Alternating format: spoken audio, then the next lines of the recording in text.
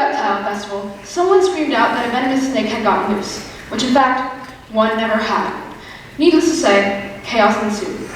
Now imagine for just a second that this venomous snake rumor was a Soviet missile cluster in Cuba, and these concerned festival goers were actual concerned nations like America and the rest of the world. This exact hypothetical scenario lacks falsities and is much better known as the Cuban Missile Crisis. An event of such epic thermonuclear proportions was caused by a lack of trust, peace, and communication between nations. Conversely, we triumphed over our selfish ways for just long enough to talk it out and prevent a bizarre war. Humanity as a collective whole can learn to come together to peacefully converse and talk it out. Tension grew over 13 stressful days. A war could have bloomed at a moment's notice with very little mercy. To aid in supporting this fact, History.com's article, Cuban Missile Crisis, reads, "Following this news, many people feared that the world was on the brink of nuclear war. Validating globally threatening direct nuclear contact or fast-moving, highly dangerous fallout. Worse than hearing rumors of war is a public feature directly announcing it outright, which happened in this situation. It's a shame how with a few of the right mistakes, everyone feared that the world could topple via nuclear war." Another sad thing, in fact, is that such a well-connected planet ruled by the same intelligent species can't set aside their frivolous arguments to prevent becoming their own demise. A final fear-inducing fact from the JFK Library states, he demanded the removal of the missiles already there and the destruction of the sites.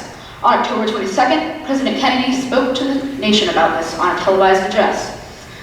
Again, inducing fear of terror raining down upon the nation in the form of nuclear warfare. However, there does exist a solution to this tragic predicament, and better yet, a way to prevent it altogether. From this near disaster, nations peacefully came together and worked together. Through even the worst of political rivalries, people realized that innocent lives at stake. I'm sure most of us can all agree saving lives is a generally decent goal at the end of the day. You know, a couple million lives over there won't matter.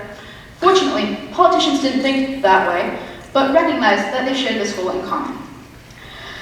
According to the JFK Library, this was publicly announced, saying, "But the leaders of both superpowers recognized the devastating possibilities of nuclear warfare and decided to make an agreement in which the Soviets and America would remove their missiles in foreign nations in exchange for a pledge from the United States to not invade Cuba, explicitly implying support of the fact that even nations with the rockiest of pasts can come together to talk it out and prevent the loss of so many lives.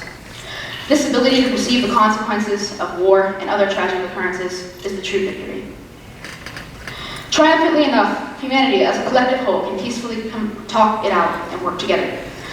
Anniversary of catastrophe. History.com supports this, saying, "The following year, a direct hotline communication link was installed between Moscow and the US, explicitly implying support of the fact that nations can talk it out and save lives, showing the power of communication that led to limitations on disastrously dangerous, deadly nuclear weapons.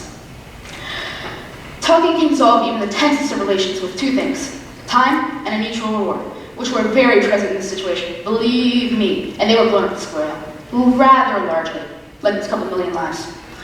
Humanity can learn from this predicament and tragic time to prevent near catastrophes like this. Through great looming danger and threats of nuclear warfare, the Soviets and America agreed to remove their missiles in foreign nations in exchange for a pledge from the US to not invade Cuba. A small tragedy of nuclear rivalry between nations translated into a harmless triumph over selfish self-preservation via nuclear warfare. This triumph of learning from mistakes and consequences is the true victory for all.